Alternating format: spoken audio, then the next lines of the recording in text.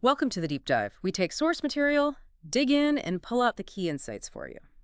Today, we're doing something a bit different. We're diving into lyrics specifically from Caleb Gordon's visualizer for Upside Down. Hmm. We've got this YouTube source, and yeah, our mission is to really explore the themes, struggle, perseverance, and this really unique idea of success he presents. It's not just a song, feels more like a guide for navigating a world that, well, often feels kind of backwards. Yeah, it's fascinating, isn't it, how he weaves this personal story, this resilience narrative. It really digs into what success means when, your path looks totally different from the norm. Okay, let's jump right in then. Those opening lines, they really grab you. Over the night clouds, I see the sunlight. And then he repeats it. Over the dark clouds, I see the sunlight.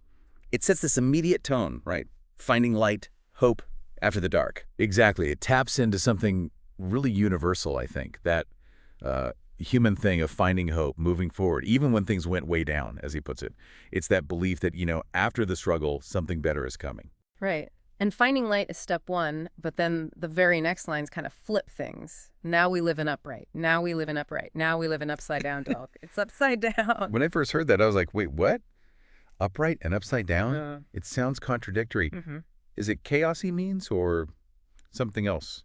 Something more deliberate? That's where it gets really interesting, I think. That juxtaposition upside down right next to upright. Hmm.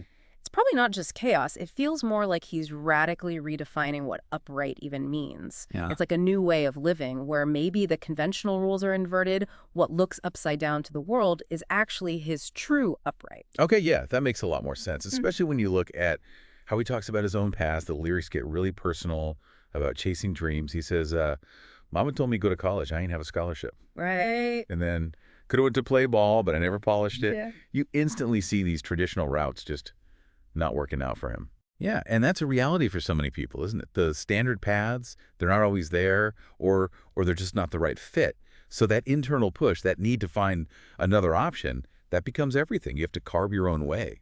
And it wasn't just that they weren't available. He also seems to actively reject other paths, too. Like, Hop said hit the seminary or the military I was not in. Mm-hmm.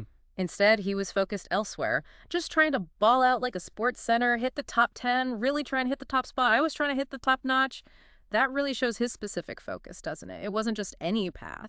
Absolutely. It's not just saying no to things. It's a really fierce, focused drive to make it big, but totally on his own terms. Coming from a small town, had big dreams. That line tells you a lot. And the dedication. Late night till early morning, we was cooking up like crock pots. That paints a picture, doesn't it? That relentless behind-the-scenes grind. Yeah, definitely. Yeah. But even with that vision, that hustle, he makes it clear it wasn't easy. She says, they doubted me on the way up, but I stayed up. I did not stop. Facing that skepticism. Yeah. What does that tell us? It really highlights how crucial self-belief is, especially when you do something different.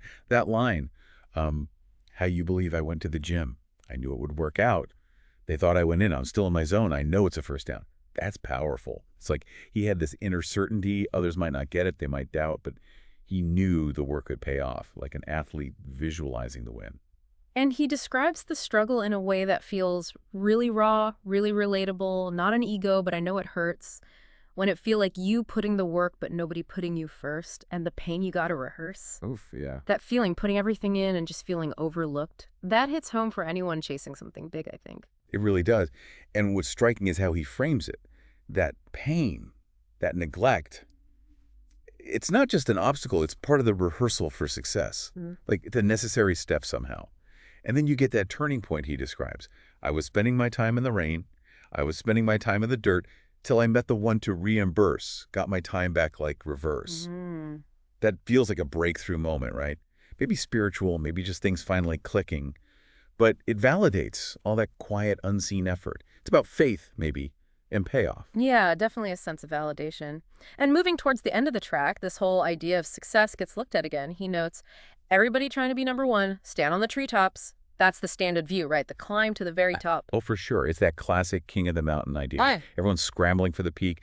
But then he offers this completely different way to think about it. But I know when we stand low, we don't got to worry how high we go. That line, stand low to go high, it's so counterintuitive. What do you think that really means?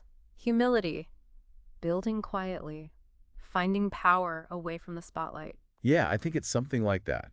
It suggests real strength, real elevation, doesn't come from chasing status or being seen at the top. It comes from something deeper, maybe a really solid foundation built, low down, out of sight. So you're not worried about falling because your base is strong. Exactly. Less pressure from the outside. And that connects straight into that repeated phrase, doesn't it? It's just one crown dog. It's just one crown. It's almost like a mantra. Yeah, that phrase really sticks with you. One crown. What's the significance there, do you think? Is it like there's only one ultimate prize for everyone? Or maybe a spiritual goal? Or is he saying earthly crowns don't matter, only this one thing does? It could be any of those, really. And that's part of its power, I think. It challenges that competitive scramble. Maybe it suggests true success isn't about beating others to lots of different temporary crowns.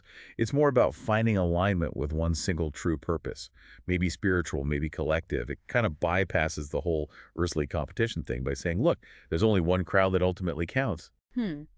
That's a really interesting take. So this whole dive into upside down, it really shows how much you can unpack from just one source, doesn't it? All these layers about overcoming things, forging your own way, believing when it's hard, and totally rethinking what winning even looks like, finding your light when everything feels inverted. Yeah, it really pushes you to look past the surface, to question those standard ideas of success and to see the wisdom in making your own path, even if to everyone else it looks completely upside down. It's a good reminder that sometimes the best route to where you want to go looks nothing like anyone else's. So maybe the question for you listening is, how could embracing a bit of that upside down perspective change things in your own journey? And where might standing low actually be the key to reaching, your highest goals? Something to think about.